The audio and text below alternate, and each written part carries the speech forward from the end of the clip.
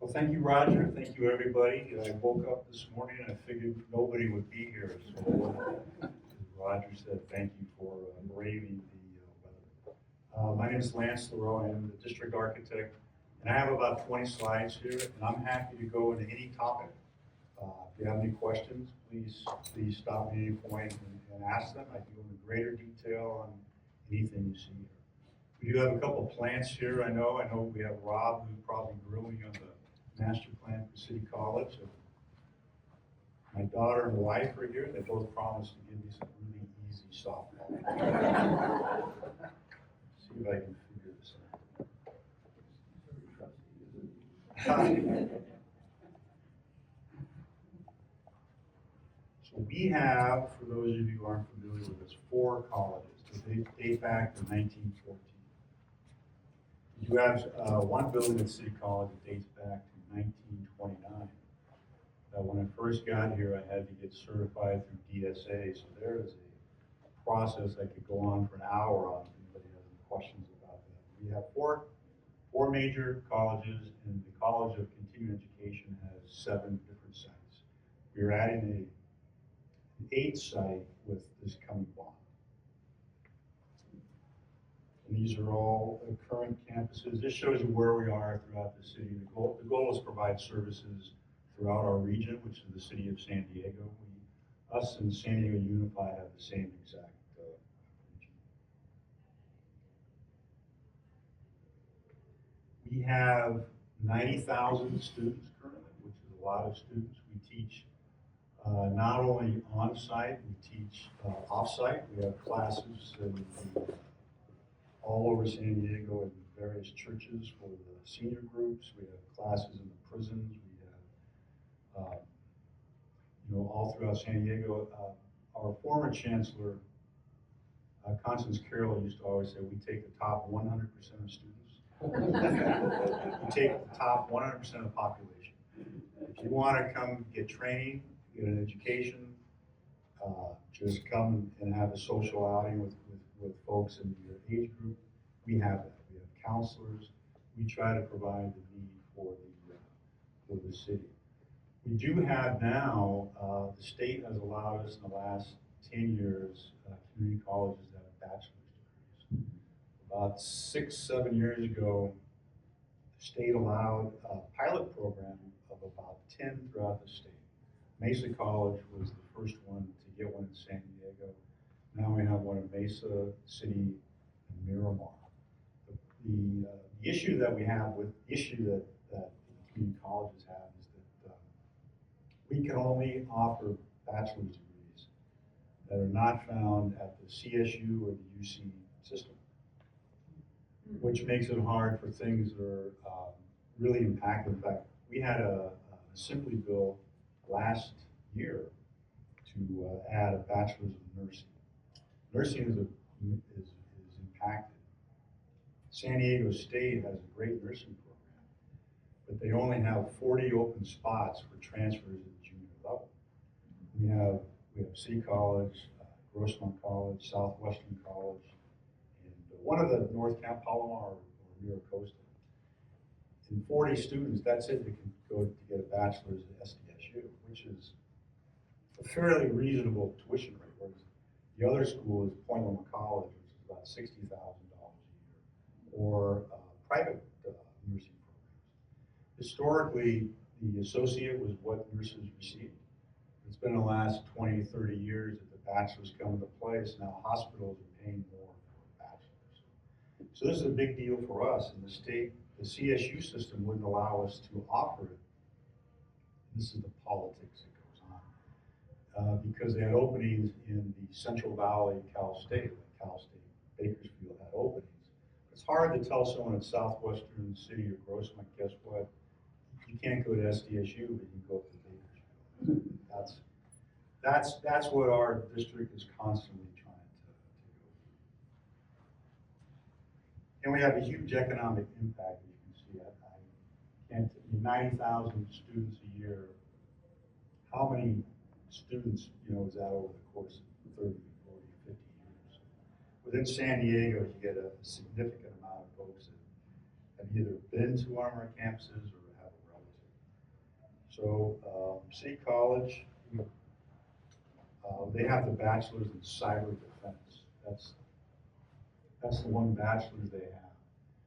They, one thing to note, it's up, of course, up here at the top, close to 40% of our students are first time in their family's history going to college, going to higher education. And a lot of them are also working a job. So they're working a job, supporting themselves, supporting their families. It's a miracle that they're able to come to a couple classes, which is a reason why, as I get to a slide, we're looking at housing at City College. And Mesa is our biggest campus. We have biggest campus in population. We traditionally have between 23 and 25,000 students at Mesa College. It is probably the most traditional in the sense that this is where students go to transfer to SDSU, UCSD, Cal, or UCLA. And they have a bachelor's degree in allied health, health information management.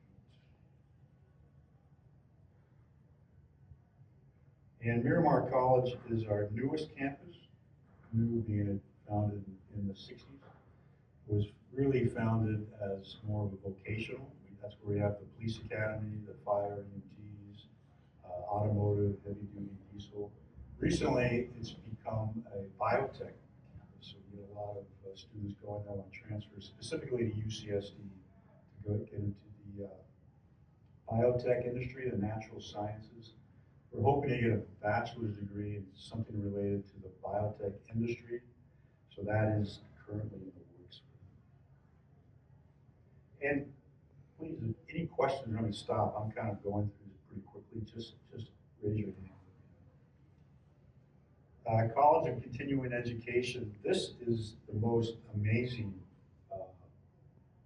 collection of sites. They are the largest adult education in the state of California. These are the folks that go into Donovan Prison. These are the folks that have all the high school equivalency classes. So, and these are the folks that do, in Mid-City, we have a campus that is just packed Monday through Saturday up until 10 o'clock at night. English is the second language. A lot of recent immigrants for the last 20, 25 years come into the Mid-City area. That is the majority of the classes they have there, ESL and citizenship classes. We have parenting classes at all our sites, which is classes for kids with kids. So somebody and very young, they have 19, 17, 18, having a child, so it teaches them how to be a parent. And we do have also significant vocational training here, career tech, automotive is really big. And we have a welding program that's fantastic. It's free, so you can go there for 1 year, free certificate, and get a prevailing wage job. Prevailing wage, if you don't know, pays better than most architects. Somewhere between 75 to 125 bucks an hour.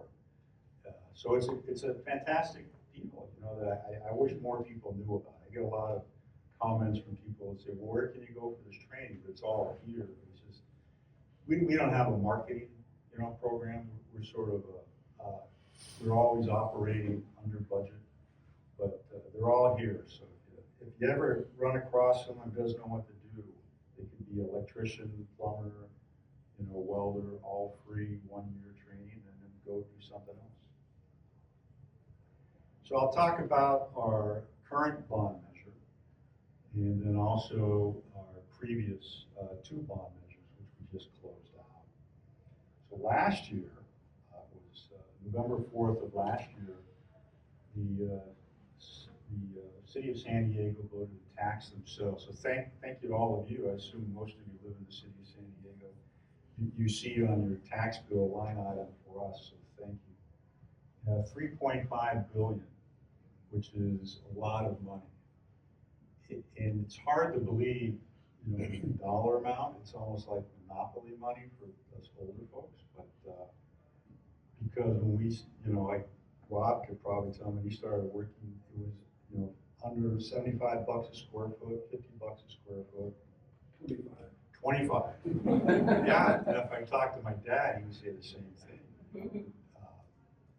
So the cost, I've been here 20 years now, 19 and a half years. And when I first started, we were below $300 a square foot.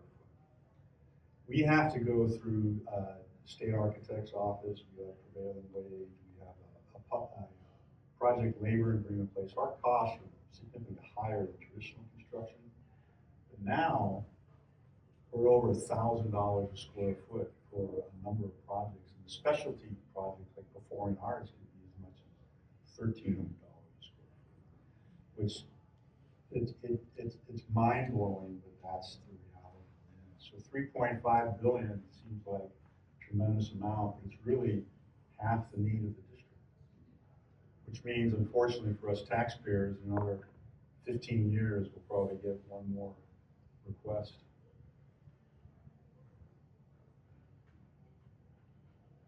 We also are required, we have a Citizens Oversight Committee, which is required by the state for all bond projects. So if any of you feel like providing oversight to our bond, you're more than welcome to sign up.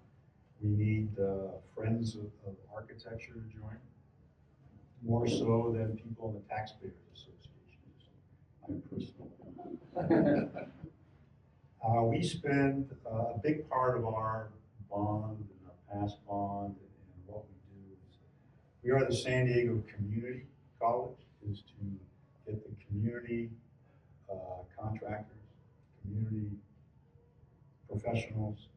We like to support San Diego business, we like to support San Diego small business. We have been very successful at contractor outreach to get small contractors, teach them how to go for public works, how to go after public works, how to fill out all the contracts. We help them fill out all the forms. We help them get certified as small business or minority-owned business. We have people just do that outreach. We try to have outreach events quarterly throughout the district at all of our campuses. So it's a big part of what we do is put the funds back into the community.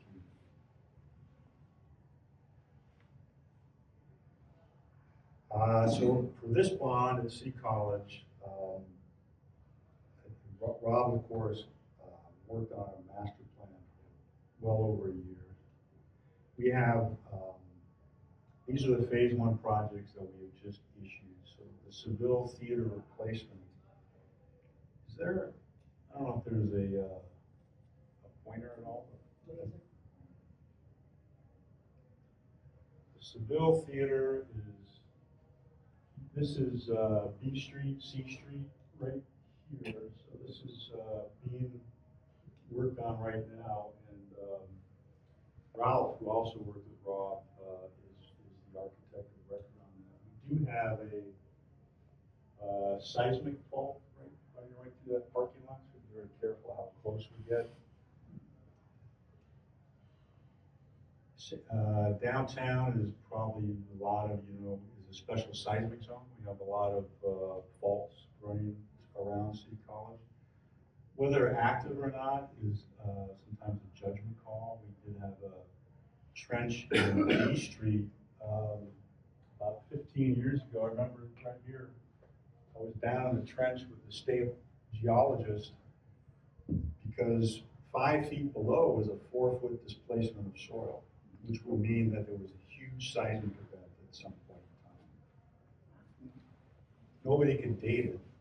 Everyone suspected it was 500,000 years ago. But because the site had been regraded over the years and the grade had dropped, there was no way anyone could tell. So we have to assume it's active fault unless we prove otherwise.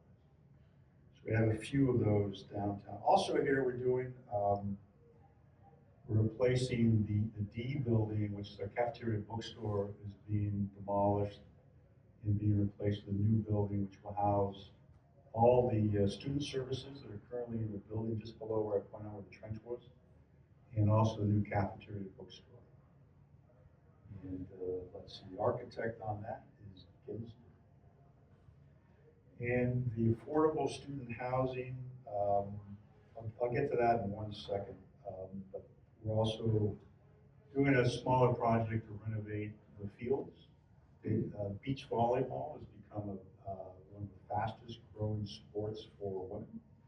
And there are no beach volleyball courts here, so they are competing against other colleges, but they go down to Mission Beach, I believe, to play. So we're adding beach volleyball courts and the soccer field, which, if I'm getting into too much detail, just tell me to stop. But the soccer field was built in 1960 or so, and it's too narrow for an actual field. You have to be much wider. But they put the restrooms and the concessions on one side, so as you run down the eastern sideline, you run right into the concrete pad. So it's not a good stuff. We're gonna fix all of that also. The housing. So Michael asked me about this, and Roger's absolutely right. So he nailed it. The governor, about 5 or 6 years ago, remember we had a surplus of $100 billion. The state did. It was not that long ago. And so 1.5 billion was set aside for higher education and housing. So UCs, Cal States, and for the first time ever, community colleges. So we applied for a grant, received a grant to study the housing.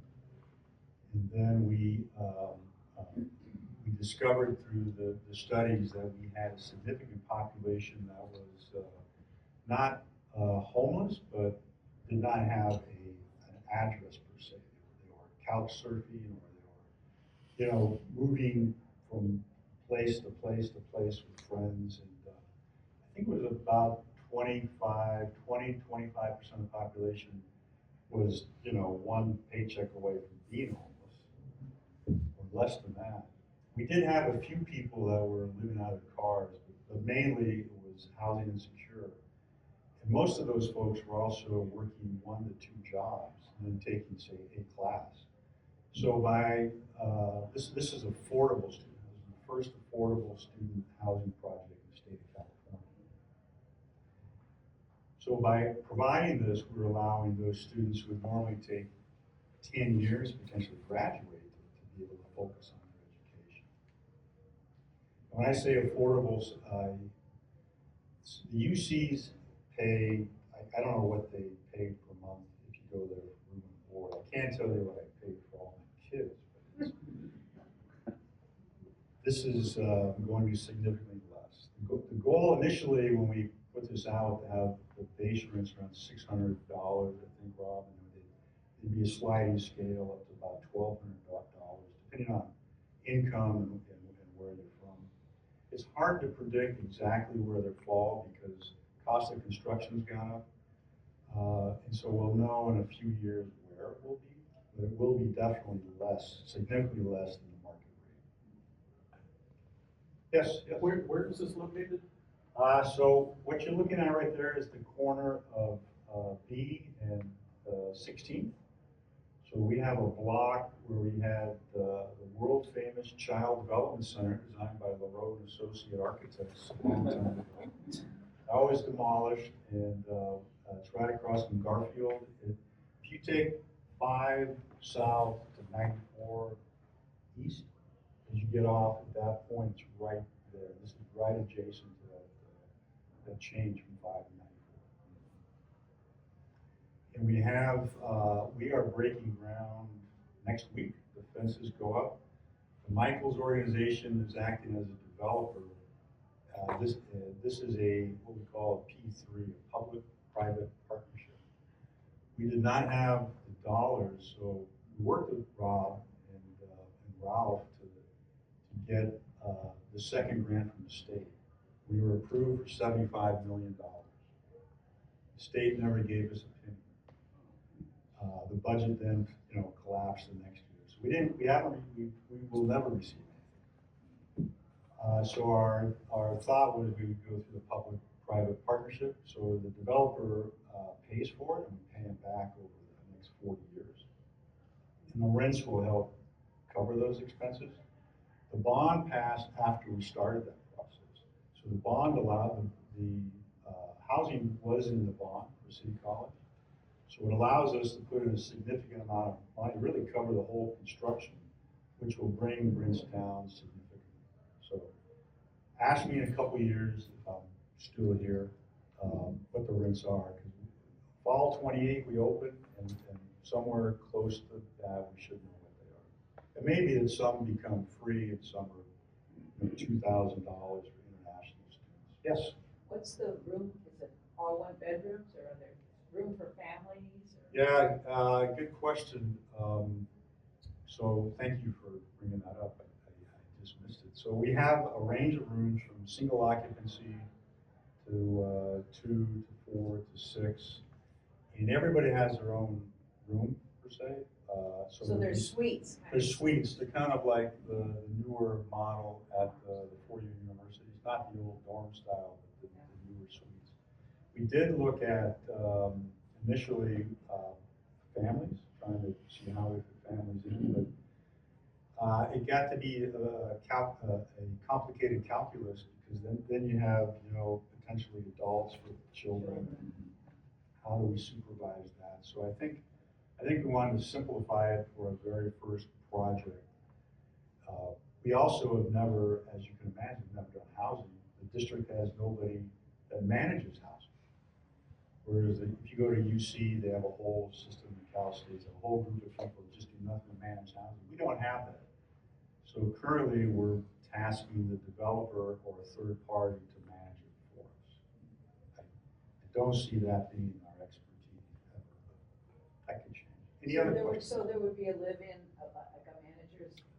Yes, in fact, they would have, sort of like the college model, each floor would have somebody. Supervisor. Yeah, and I don't know what the title would be. Yeah. And then also there's space, so on the first level, there's spaces for the counselors, there's spaces for tutoring, spaces for classes. There's sort of a space for a manager. We will also have space for security. The district has its own college police. The city college substation is just a block away. So we will have space for people to be there on call. So yes, there will be a lot of adult supervision, even though they are all adults. Any other questions on the housing? Yes. So, do you know what the eligibility for like the students who want to rent one of these? I have no idea. I think that will be determined it's outside the realm of architecture. I do know that the discussion right now is they will need to be full-time students, which for us is 12 units per semester. I don't know, what happens if you have 12 units and you drop a class. I'm sure there'll be something in there where you stay a year or 2 years. But, that's a ways down the road, and maybe you can help. Yes. You mentioned the suite format, but I'm curious if there's other common or gathering spaces being planned for example, dining options for a marketplace. There's a lot of common areas. In fact, so the building is designed with 2 courtyards, and there's a shared kitchen. So if you like a full kitchen, so if anybody wants to cook like a meal for 30 people, they have that space. They've shared classrooms. Shared up on top is sort of a shared conference space. We potentially have board meetings there. The dining options are limited to, we have a pantry where we get food from Feed San Diego, and it's be stored here, and they'll have access to it. We have vending, and we have each suite, and we'll have a kitchen. And then we have a central kitchen for the users. But our cafeteria is a block and a half away. So you'll have to, if you want to go to the cafeteria, you can go a block and a half block. And if you want to go to other options, there's plenty, downtown. But, there is no cafeteria per se. I should follow up to that. Are areas for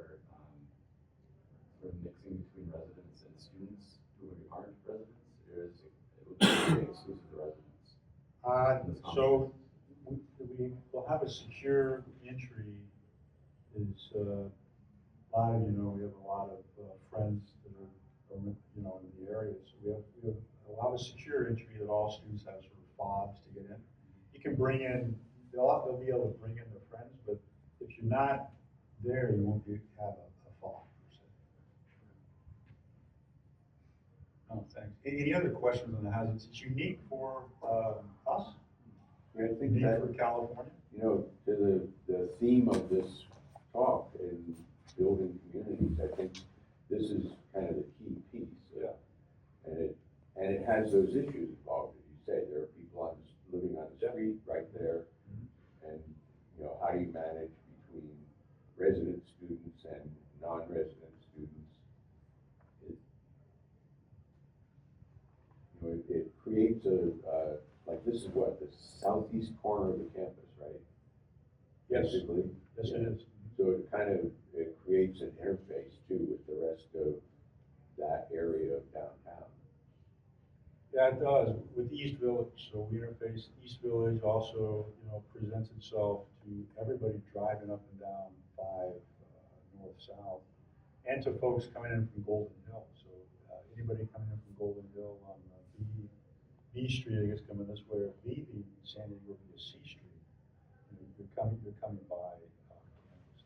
Our campus, I didn't really talk about this in detail, but our campuses, all of them are open. They're open campuses. They're open to the public anytime. You can walk your dog through our campuses. You can stroll through our campuses. The smaller sites, some of them tend to be just singular buildings, so they're not open per se all the time, but they're open for public use. General public can always come in. You can always come onto our campus. So we like to be open. We like to be inviting. We like to encourage the community to come to our campuses. Yes, Roger. Any thoughts about Miramar or City or Mesa having housing sometime? There are thoughts, yes, and I think we're going to let this play out and see how successful this is and what the demand is and how this works. I think the two sites that have also expressed the need maybe after this would be near Mesa College. I don't know if it's on the campus, could be across the street, because there are some apartments right across the street. In an ideal world, buy those apartments and build something like this. And then our ECC campus, which is on Ocean View, there is a need there. That's for a continuing ed, or a big need for housing too. So whether that would go, it may not go on the campus either, but it could go adjacent to the campus. But my hunch would be not till this is done, occupied, we understand how it's going to work. So, I mean, maybe in 2030, which is not too far away, that will be the next. Are other college districts around the state doing this too, or is this a new kind of pioneering effort? So when we did the initial grant request with the state, there were about 10 recipients statewide. And there are a few that have had a joint use. So Imperial Valley College has a joint use with San Diego State. They are doing a project with San Diego State. UC Merced Community College is doing a joint use, I believe, with UC Merced. There's 2 campuses that built housing. They did it as market rate, and that's Napa. And then it's either South Orange or Orange Coast. One of those 2 did build housing, but it was market rate housing. It was not affordable housing. Any other questions before I leave housing? No, just Everything else is business as usual. congratulations for getting that up and started. It's really something that community colleges don't do very much of. Well, thank you, Rob, and for everybody to know Rob played an instrumental role in helping us get there. Rob and Ralph both did. Well, I'm curious as to whether we had recommended leveraging student activity. Yes, you did. All all this young vitality, and they have things like volleyball courts at a street level, That's right. and maybe even food service activity, Yeah. something to get the students out on 16th Yeah. Street, because 16th Street is really sort of dead at street level. Yeah, in our master plan, which unfortunately I didn't bring a slide of that, but Rob has proposed just a beautiful building. It would have been great, but it was like 16 floors, and we had beach volleyball at certain levels, and we had food service, and we had space for like a Starbucks or some sort of cafe or restaurant. And that's what everybody should have in a master plan. You should think big for something beautiful. The reality of not getting the money from the state and trying to go with the P3, which brings us down to, okay, what can we afford, and not knowing if the bond would pass too. All those variables came into play. So we didn't get those, but you're right. Those would make it really nice. And then everyone at UCSD be jealous. It's still the first in the state, and that's. This is the first affordable, so First of all. there are some districts in the state, the very remote districts, the community college district at the border of California, Oregon, Siskiyou, they've had housing for 30 years because the students spread across this huge area. And also in the Sierras, they've had housing for a long time, just because it's such a vast area. There's a singular campus. Any other questions? Last chance. Okay, we'll go to Mesa College. This is much more of a traditional campus. In our first phase for the HH, we're looking at replacing the Performing Arts Center. The original Performing Arts Center built started construction in 1960. There's no real back of house. There's no opportunity for scenes flying up. From 1960, nothing complies with current 80 access codes. They have a robust music program in addition to the theater program. There's no performance space for the music or dance, combined. So this has been since 1960. So this is a long time coming. I know it's been planned for the last 60 years to upgrade this building that have never come through. And just an interesting note, so when we passed S&N, which was 02 and 06, all the polling showed us that the community would not tax themselves for performing arts and athletics. Performing arts, especially, with why do you need that? You just need to take, arithmetic, the basics, right? So this time around, when we did the polling in 2024, we found significant support for the performing arts. So it's a change in San Diego. Now, I don't know if that means we're moving in the right direction. I hope so. That is a big change. So we have 4 performing arts centers in this bond. One currently under construction, and one renovation in Seville, this one, and then Miramar College. Can you wave your eyeglasses and show us where that building is? So the existing one is here, and then the new one is going to go, I can't reach that high, up there. It's going, the north parking lot is below the mesa about 15 feet or so. And so it's going into the hill. And the building immediately to the west, built that about 15 years ago, we put in soil nails. So we made a ginormous retaining wall, put in soil nails, and set the building off the That's the hill library, slide. No, it's the student services building. because the library's built over the hill too. Yeah, it's built above it. The student services is built in, so you come in on the parking lot level, and you take the elevators up to the top level. This would have the same ability. Yes, Rob? I meant to ask on City College, but this might apply here and others, and that was whether there was a possibility of having joint use of these performing arts centers with high schools, because downtown, San Diego High School wants to have its own performing arts center, doing at yours, I thought, well, why can't you put the two together and not have separate facilities? Did any conversations go that direction? And do you know about that? We love to have joint use on a high level. I mean, I think, from my perspective, that's always the best thing for us, we have joint use. Sometimes when you get into the actual, how does it work? If the problem we run into sometimes is scheduling classes, with performances. But I think that a lot of our facilities now with San Diego High School are on a system where you can reserve them. I think general public can come and reserve them. Our athletic facilities, so if you want to reserve any facility they have, you have that ability. I mean, I don't think we would ever say no. I think they try to bring in outside folks. And I'll get to the ECC theater, but they have a significant amount of community groups coming in and using the theater.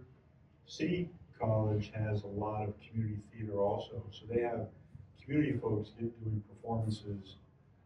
I don't know how much they do with San Diego High School, but yes, they're right next to each other, right? Yes?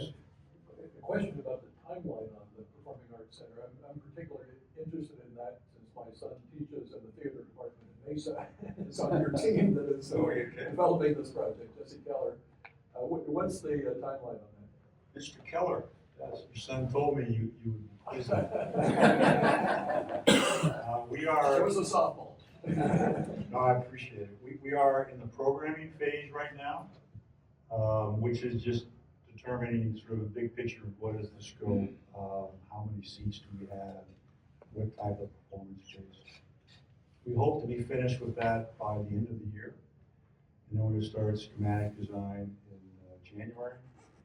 And it could be, in total, maybe 10 to 12 months of design. We go to the state architect, it could be there for 8 months. So we would start construction then, whatever that would be, 18 months or so from January, June of 27, and this could be 30 months of 24 to 30 months of construction.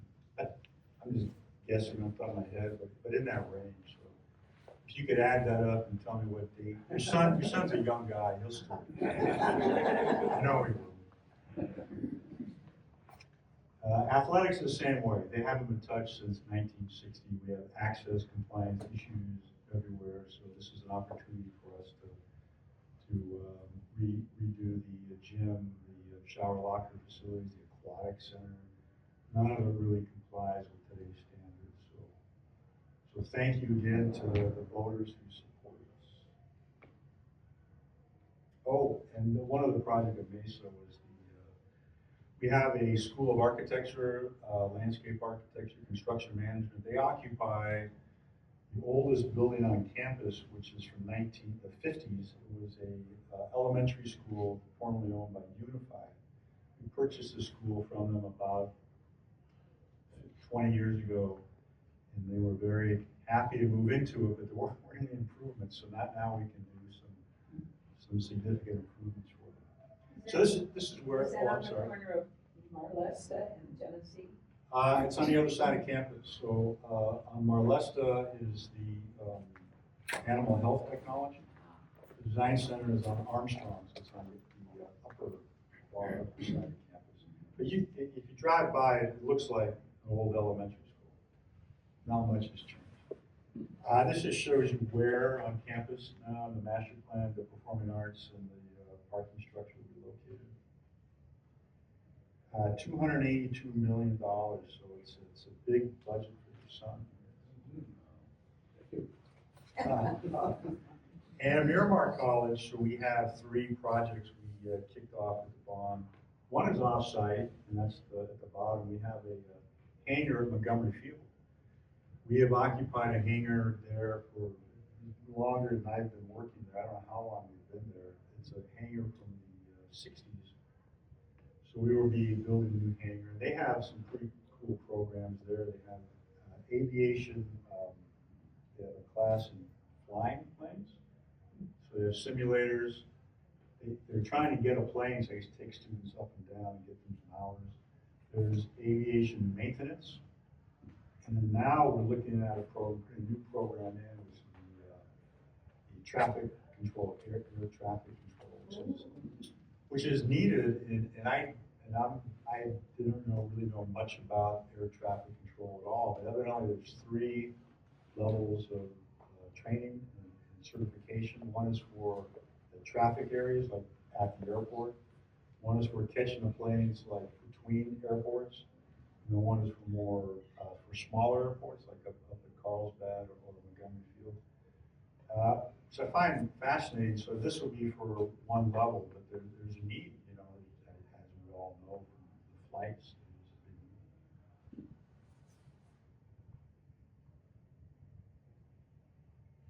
And the new Child Development Center, in fact, we have here Victor, who is working on the new Child Development Center.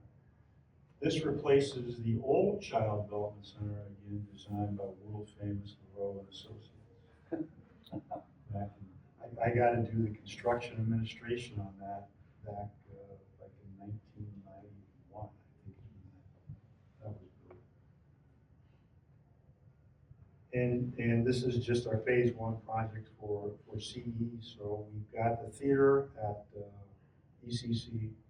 We're expanding our West City campus with the big program there. It's expanding is culinary and clothing and textile.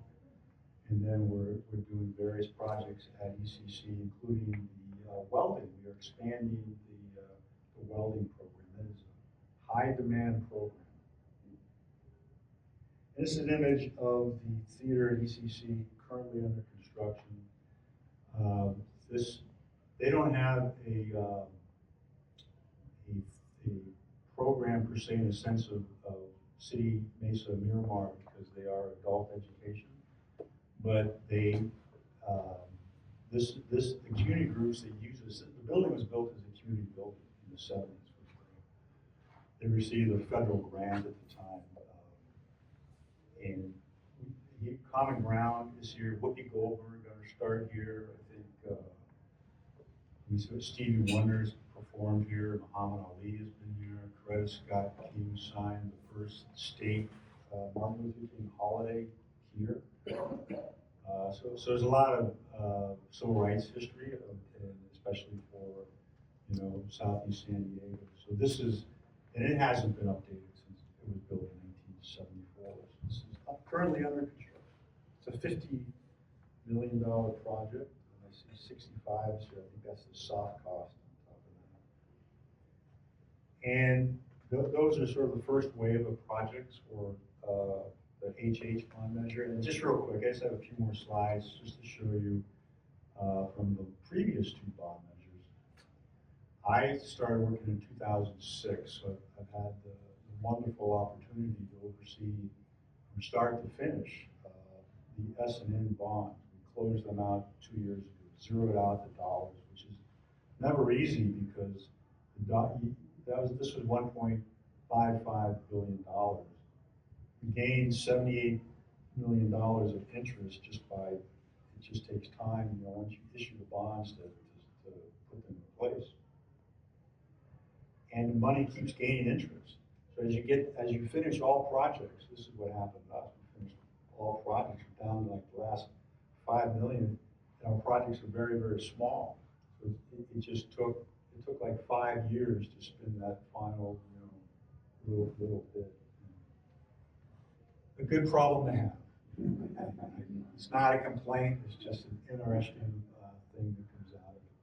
So in S&N, I'm just going to go through a few of the projects really quickly, and then we can get into some discussion and questions. So City College, these are all, these are some of the buildings that were built and renovated in S&N. I'm trying to see if we've got any folks in the room that worked on these, but I don't think so. Ralph, of course, the arts and humanities here.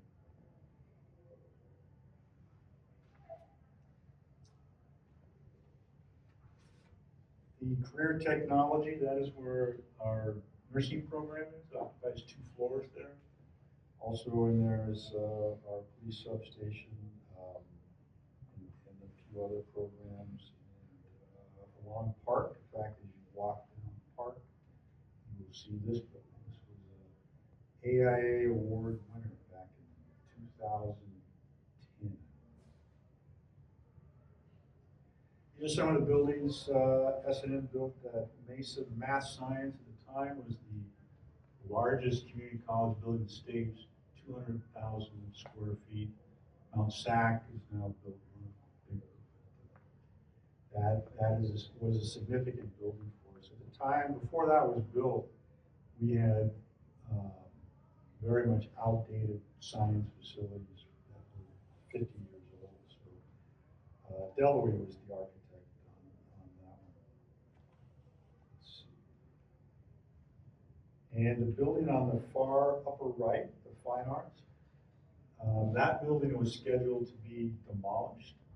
It housed the old natural science. It was built in the hillside. It had leaks. It was really funky. It's a funky building where it goes from the bottom of the parking lot we pointed out previously, performance, up to the top. And in evaluating it, I got the good fortune to work with the Fine Arts Department. We went through a number of walkthroughs, and they could see a vision where we could save the building. So we gave them a lot more square feet. Whenever you renovate a building versus building new, the cost savings is just tremendous.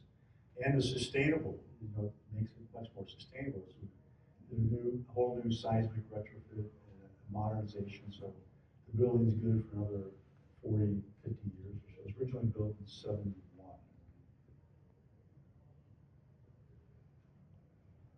And a few buildings we have at Miramar. And in fact, I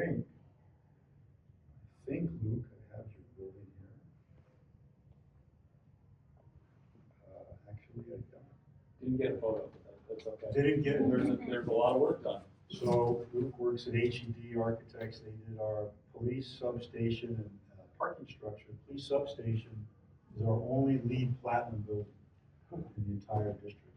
LEED Platinum is hard to get, and it requires a lot of compromises with the users, the stakeholders, because we have to, your comfort zone needs to expand a little bit. And a lot of people don't like to hear that, right? They don't want to say, well, I need to get a sweater. They'd rather just crank up the heat with the AC.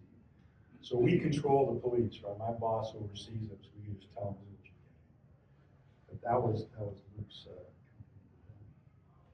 and you can see the heavy duty automotive. We have a lot of vocational up there. Also the fire EMTs are up there, the police station, and a number of others. And these are some of our campuses. So in the last bond, we purchased the Chavez. We purchased Chewy's restaurant was for sale. Got out of business. Yeah. So I think when I was a kid, it was across the street, and then the parents or grandparents sold it to the grandson who decided to make it a bar. Moved it across the street to this property, and of course immediately went out of business. It was for sale, so we bought it and put on our Chavez campus there. We also, the city, this is interesting. So Chavez campus, we have two subterranean levels of parking, 150 parking spaces. It's right next to the trolley station. We're very confident that would suit all of our students. Could take the trolley. The adult education for the local area. It's not for large commuters. The city required us to build this parking structure, which fit into their master plan. It wasn't a requirement of ours. So now we have this parking structure that we open to the community all the time because we don't necessarily use it, which they appreciate. So it's part of the deal sometimes. And with that, I'd be happy to go into detail on anything, answer any questions the best I can.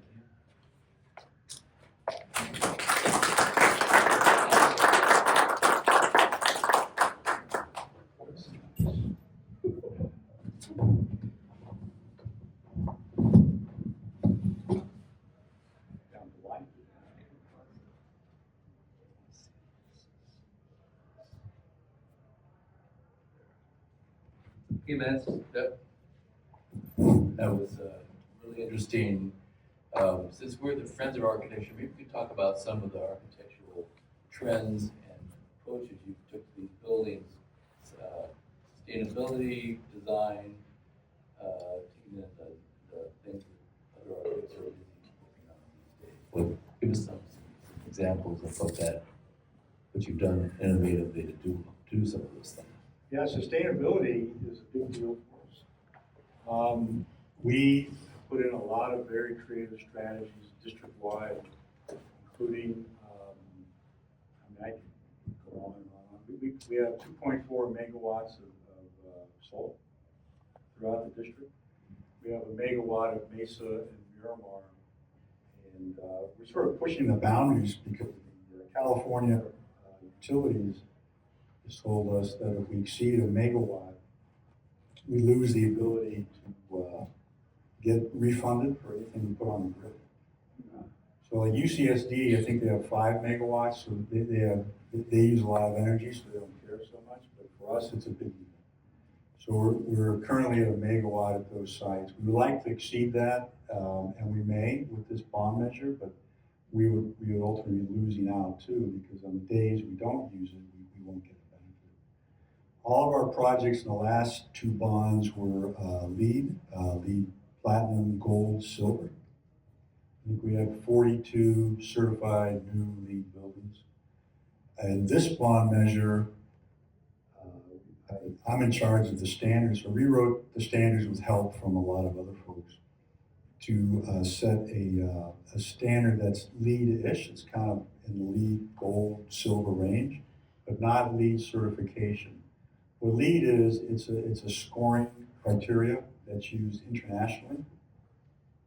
Same scoring criteria for San Diego as Nova Scotia, as Dubai or San Bernardino. So we created a more of a holistic sustainability guideline. So all of our buildings are required to hit sustainability goals. So we've taken the LEED out. I've given them new names like Redwood and Sequoia and things like that. A model that you didn't certify was the reason why? There's a few reasons. So LEED has a number of points where it doesn't necessarily help the building, but you sort of buy the points. And LEED, it costs a lot of money to actually certify the building. And then we had a couple problems where we switched LEED. The LEED itself switched during our bond. So they went from, I don't know, maybe 03, 06, 09. It kind of changed. And then we have to put everything into their database. We got locked out of their database. So we had projects that maybe were a couple points short and we still had information. By the time we got to it, we couldn't get access to the database. And neither could they, which was very surprising. But we try to go be as sustainable as possible, as reasonable, I think. But I also discovered in the last 15 years is that we got very cute with a lot of design solutions. For example, the Mesa Culinary School, we have thermal storage units. We have a lot of tubes surrounding the building, which will heat up to 120 degrees and will feed the water for the culinary school and for the cafeteria. But the problem is that our maintenance department has to know how to work that system. The more high-tech and complicated it gets, the less likelihood that somebody on site understands it. So somebody would hear a noise and rush in and they'd shut off the valve, and pretty soon our tubes would explode. And then lo and behold, like this system, the tubes were manufactured in Dublin. And the company went out of business and there's no one else who made the identical ones. And we've had a number of systems like that, are all great ideas, but the practice became difficult. Another one that just for conversation, the lessons learned, or just conversation. We have a number of buildings. Victor's working on one now where we put in operable windows. because that was a big request from faculty, we've got to have operable windows. And so we can't have windows open with the AC on and heat on, so we tie them all into our system. We have 3 buildings at Mason College that open automatically. So in one building, there should be like a green light, and you're within the comfort zone, hit it. Red light, don't. We have another one where the professor can open up their office, but when they do, it turns off the AC or heat. So that adjacent, you probably have 3 or 4 offices in one system. So the adjacent office no longer gets the AC. And people, as all of you know very well, people experience their comfort differently. And so there's always someone who loves it when the wind's blowing into 50 degrees, and there's someone else who has to have the blanket. And then we have another one, which we all thought was pretty cool. It just automatically opens up when we hit the proper outdoor temperature. They slowly open up. So what's happened is they slowly open up. It takes about 45 seconds. But the class stops. They all stare at each other. It makes a little bit of a noise. I mean, something's happening. They go, whoa, what's going on? And so the professors aren't having distracting from the lectures. So it's interesting. We try to improve, but sometimes we outthink ourselves. I wanted to mention, or have you address a bit of the work that is going on at San Diego High School and City College together, and how the idea is to unify them in some way through Russ Boulevard, Park Boulevard, the areas around it, so it all becomes one kind of system. So how is that? How is that coming along, that whole idea? Well, as a local guy whose grandmother graduated from San Diego High School, I can tell you I'm a big proponent of us making a better Park Boulevard and Russ Boulevard. Our master plan, Rob, we laid out, we're trying to ideally close part of Russ through traffic and put in, nice pavers. And we have a bridge going from, if we can't do that, we have a bridge going across Russ because we have a huge amount of student traffic. The issue for us, I think we're happy to make those improvements on ours. We need San Diego High School to also concur with us and help us. And we are all progressing there. I think I was just talking to Victor and try to get a meeting with the current team and see how close we can make that into reality. But it takes all of us. We've got to have them and us and the city participate. But I think that's the good goal. Did you say you had another? Oh, yes. I just had a question. You made me think about something. Lance, about the fact that City College is open, San Diego High and Unified is very close. And my question is, one, is the open campus, is it a mandate by the state? One, and two, there's a real dichotomy between and rightfully so, right? But my question is, if it's working, because I've walked around City College, like on a Saturday, it's beautiful and it's wonderful, and it doesn't seem like it's unsafe at all. I mean, there's not people sleeping out there. It's fantastic. And so I'm wondering if maybe we should just trust our high school kids a little bit more. And maybe this is a pipe dream, but what about opening that campus? Because those fences are literally around that campus or the height of this room.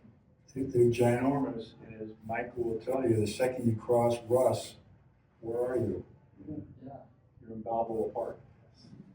But that's a whole, I'm not the one to answer that, but, high schools across the country the last 20 years, we've seen bad things happen. So I think that's the major concern, just people who shouldn't be on campus getting it. We're all adults, so we don't necessarily have as big a concern as they do, but that is the other concern. It's not mandated. There's no mandate for us to be closed. So it's the City College that does that by choice, opens the campus. Well, all of our campuses. So you could walk around Mason, you could walk around marijuana. ECC, actually, we own the entire property, but there is a passive park on the property. So you could go walk around the park anytime, and there's a public library. So the public library is on our site along with the park. Any questions from the audience you want to add? Some thoughts on? Let me comment. I graduated from San Diego High, so I have a little bit of recent experience, especially with dealing with students, especially friends of mine who took community college classes as seniors. And there's a constant, and to the point of communication between the staff at San Diego High and San Diego Community College. There was a very common need for students to go to classes when the gates were blocked and closed, and constant, in a bit of a joke that we were constantly climbing fences to escape our school because we had a class for our school outside of campus on community college campus. So there's a lot of, just I think, a lack of communication between the two campuses, even though they were working together on sort of credit basis. And so this idea of a bridge makes a lot of sense. And then I think about, well, great, a bridge crossing a boulevard, but that wasn't the issue. The issue is that there wasn't someone to unlock the gate for us when we went to class. Couldn't there be like a fob or something like that? I mean, Low tech. Yeah. so that's unified. That would be great. Keep in mind, so- Yeah, that's not your, that's not community college district's fault at all, but that was something that I should share because it's, it felt really. So you were taking a college level class at City College or at the high school, City Well, I College? personally wasn't, but I had a lot of friends who were. And Yeah. It was the thing where if you didn't have a class in the morning, you would be hopping a fence into school. And if you had a class fourth period outside of school, you'd be hopping a fence out of school because you're going to miss your class otherwise. I don't know if that was now 5 years ago, but I thought it was interesting. Something maybe to let someone know about that was going on. Well, I think that's a good, if you have, or anybody has a class, we could tell them, hey, there's a way you can get someone there to open the gate. This might have been early when the partnership was first beginning, and maybe things have changed since. It's an interesting change, though. I mean, I went to high school here in San Diego, and our campus was open, and people would leave all the time. Leave, come back, go to 7-Eleven, go get a pizza, just Yeah, come back. that's a lot. That's long gone. It's long gone. It's all a liability, Yeah. children versus adults. Definitely. I wanted to ask a question, maybe open a topic of conversation based on sort of the title of today's event. With these different projects and the opportunities you have in the master plan, what are some of the broader strategies for bringing the campus into the city and the city into the campus in terms of building community that goes beyond the defined edges of the campus itself? I'd like to open this for a conversation between you and Rob and others, if there's more. Well, I think that's a great question. It doesn't have necessarily an answer, but I think there are strategies. We want the inviting campus. We want people to know this is City College and they're welcome. They can. Our slogan is be, belong, become. We want them to know that they can come here and take classes. They can do whatever they want to do in life. They're welcome to come here and do. I don't know how we necessarily get into the city outside of outreach. Physically, we don't have that ability other than just where we are, signage, and just make our architecture, landscape architecture inviting. Ralph probably has some great ideas, or Rob probably has some great ideas on that. That's a good question. There's a kind of a mindset, I think, in all academic architecture, among management, but also the architects themselves that specialize in academic building, don't color between the lines. And the lines being the property lines of the academic institution. And it's just not, they just don't think in terms of context very much. So I was delighted to find that Lance was actually open to this idea of thinking beyond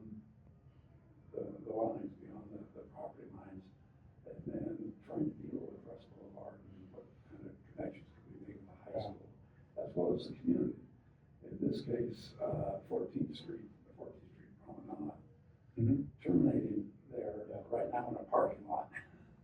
It's not a wonderful way to terminate such an important walking street. Right. But it's very open to creating park-like atmosphere there and activity. But the thing we included, what I was trying to get activity, visible student activity, or I should say, student activity visible on the outer edges of the campus. Yeah. And that, so that people can see people. It's also a way of enhancing security. I think you're right. And so the terminus now of 14th Street will be an amphitheater. It will be an enhanced walkway through the campus, and hopefully sort of a little cafe adjacent there. So, I think one way is to be involved with the community. Be involved, have people like Rob and working with community groups. See how can we work with the community and vice versa, right? How can the community also help us? Down 14th Street Park. So a lot of I guess you have to remember that it is not flat. There's this big hill up at the end point where it looks great on the map when you actually walk the promenade. All of a sudden you hit this 40-foot rise. So there are lots of bridges I know that's in high school that people have to navigate. And I guess you mentioned at Mesa is the same. At Mesa you said the same thing. There are some places where the topography makes it challenging. Yes. So at Mesa, we have a large lower parking lot, and we now have the buildings that will take you up to the Mesa. However, once you get to the Mesa, it's fairly level. Where the city, we are constantly from the southeast corner, you are constantly taking elevators to get up to each level. And in some ways that is a challenge. In other ways, it makes it beautiful. We have really nice little courtyards at every level, nice facades for buildings. So I think it's made for an opportunity that is unique, because we are terracing up. Mesa, yes. Since we're architecture minded here, how come you are doing such a good job on the design of your buildings compared to some other places? Do you have a particular, is it you, or what explains that all these awards that you and other community college districts are receiving? Is it a different approach to architecture, or what do you know about that? Well, we hire excellent people, and we have what I consider great projects. We have a lot of great firms going for our projects, and they have positions like mine, licensed architects on board who support architects. Not many community colleges or K-12 in the state have that. SLA, Unified has a district architect, but not a lot do. So, But the boards of trustees, are they, I guess if it comes from the top and the president of this colleges or the chancellor like that, is that the case in your experience? What happened, so in the last bond measure, we had two board members, Rich Grosch and Peter Zishi, who have since retired. They made a big push for sustainability. They drove us, myself, to create green standards to make sure every building was LEED compliant. And they loved us being sustainable. I think they do not dictate design to us, but I know that nobody doesn't like good design. Well, we're cheap in San Diego, as Mike Stepper always says. I think a question that just would be great to hear from you, a guy that's seen it all, okay? Design build, design bid build, P3s, IPD, you've seen it all. Like, if you had your choice in a perfect world, what would be the perfect delivery time? David is no match. They all have their pros and cons. I think they all have the appropriate place, but So we just put out 8 progressive design builds. And we're going to put out another one for the Mid-City campus, first quarter of 26. When you say progressive, what is that? So, design build is just like it sounds, where we have the builder and design professionals together. Back in year 2000, 2003, the state allowed community colleges to do a design build, but it had to be the traditional method where what would happen, Roger, is the design team would design the schematic set, and then they would put that out to an RF, request for proposals. And then a design build team would provide their fees to build what was shown in this set. And that was, they had about 5 test projects, and LA did most of them. And about 2008 or 9, the rest of us were allowed to do design build. And at the time, I had a boss, David, and he worked in the healthcare industry. In the healthcare industry, they had a model similar to the progressive model. So we tried to design our design build process around that, where instead of putting out the project, in essence, out to bid, we would hire the team mainly based on qualifications and work with them from really scratch to design the program and design the building.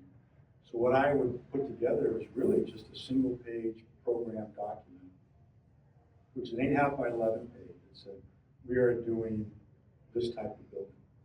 And it has so many classrooms and so many conference rooms and so many offices and approximately so many square feet. And we would task the team to then come in and program the building based on that. It may change. In fact, it always changes.